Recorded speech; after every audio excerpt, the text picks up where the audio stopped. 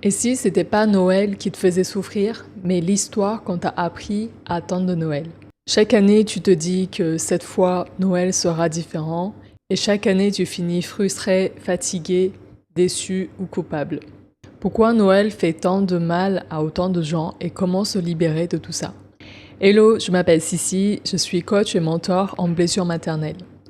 Si tu ne me connais pas, cette chaîne est dédiée pour les femmes qui souhaitent se libérer des schémas familiaux et vivre de façon plus sereine. Donc là, on est fin décembre, Noël s'approche à grands pas. Et c'est une des questions que je me suis posée récemment, c'est que bizarrement, aujourd'hui, je ne sens plus du tout de pression. Et limite, Noël, c'est juste un jour comme un autre. Et parce que actuellement, je vis en Thaïlande, évidemment, c'est plus simple de se libérer de cela.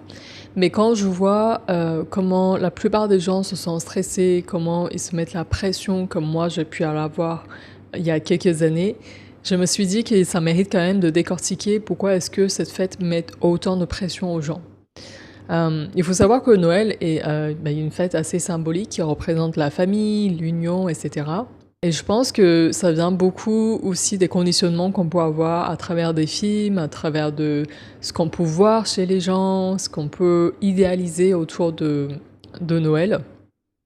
Ce qui fait que ça met beaucoup de pression et ce qui est dangereux, je pense, c'est qu'il y a beaucoup de femmes ou hommes d'ailleurs qui pensent que Noël va magiquement réparer leurs blessures familiales, leurs blessures d'enfance.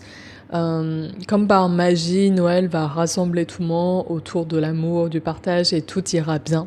Un autre truc aussi, c'est qu'il faut reconnaître que Noël aujourd'hui est devenu très commercial. Donc autre chose qui met beaucoup de pression, je pense, c'est se dire qu'il faut faire des cadeaux.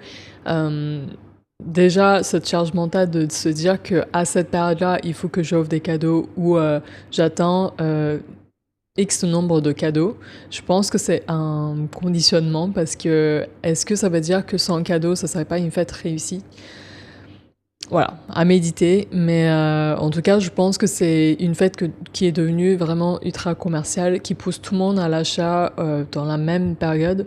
Ça ne veut pas dire que c'est mauvais de s'offrir des cadeaux, je pense que c'est toujours un acte généreux quand ça vient du cœur et ça fait plaisir à la personne aussi de recevoir et d'offrir.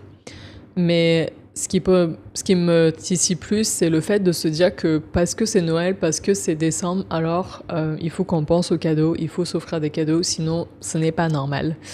Donc vous savez peut-être maintenant que j'ai vraiment plus de mal avec des conditionnements et donc mon but c'est aussi de vous éveiller à prendre conscience que peut-être il y a des choses que la société, la culture nous imposait jusqu'alors et nous laissez pas en fait le choix de réfléchir par nous-mêmes. Est-ce que ça fait du sens pour moi tout ça? Est-ce que je me sens alignée avec tout ça?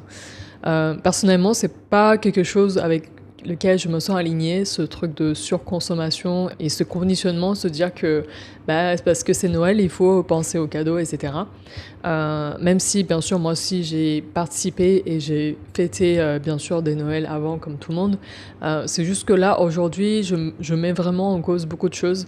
Et je pense qu'en étant à l'étranger, en vivant dans une autre culture, ça m'ouvre aussi, ça me permet aussi plus de liberté à réfléchir sur tout ça. Donc, pour revenir au sujet central, pourquoi Noël fait aussi mal pour certaines personnes? C'est parce que quand on vient d'une famille dysfonctionnelle, eh bien le Noël magique n'existe pas. Il est très différent de Noël qu'on peut vous vendre à la télé, à travers des films, ou bien à travers des livres et tout ça, du conte qu'on nous raconte depuis petit. La réalité peut être très très différente. Ça peut être souvent une source de conflit, l'occasion aussi de raviver les anciennes blessures, de revenir à un ancien dynamique familial qui est pas simple pour nous. Donc c'est vraiment un moment assez critique et assez sensible pour beaucoup et c'est pour ça que ça peut être une période assez chargée pour beaucoup de gens. Parce que tout simplement, Noël remet en lumière ce qui n'allait pas, ce que tu n'as peut-être pas eu jusqu'à là. Peut-être que maintenant tu vois que tu n'as pas eu l'amour, la sécurité que tu attendais enfant. Et donc c'est très difficile quand on n'a jamais fait ce travail de deuil. C'est très difficile quand on a du mal à séparer l'idéalisation et ce qui est la réalité. Donc Noël fait mal parce que nous rappelle ce qu'on n'a jamais eu. Et c'est pas tant parce que c'est raté ou etc. C'est juste que, en plus, quand la majorité de gens fêtent Noël autour de nous, ça met une espèce de pression et on peut se dire, mais moi, j'ai pas la famille aimante que vous avez. Moi, je suis entourée de très peu de gens, ou bien ma famille est loin, ou je plus grand monde dans ma famille, ou bien voilà, j'ai des grandes tensions avec ma famille et voilà, ça serait juste pas une fête qu'on aurait tant idéalisée en fait. Maintenant, j'aimerais te mettre en lumière ce qui te fait réellement souffrir. C'est pas tellement la fête de Noël en elle-même. Ce qui te fait réellement souffrir, c'est l'attachement que tu as vis-à-vis de Noël. Ce que tu te dis chaque jour à dire ce que Noël doit être.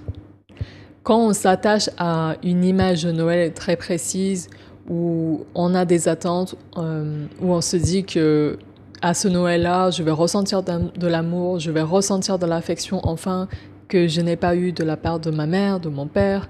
Ils vont être enfin reconnaissants de ce que j'ai fait pour eux jusqu'à là. Ils vont reconnaître qui je suis, ils vont reconnaître mes valeurs. Et que finalement, peut-être, ce n'est pas du tout le cas le jour J. Eh bien, c'est là que tu vis des grandes déceptions. Ça, c'est un moment vraiment difficile à vivre. Autre source de souffrance, ça pourrait être aussi la comparaison.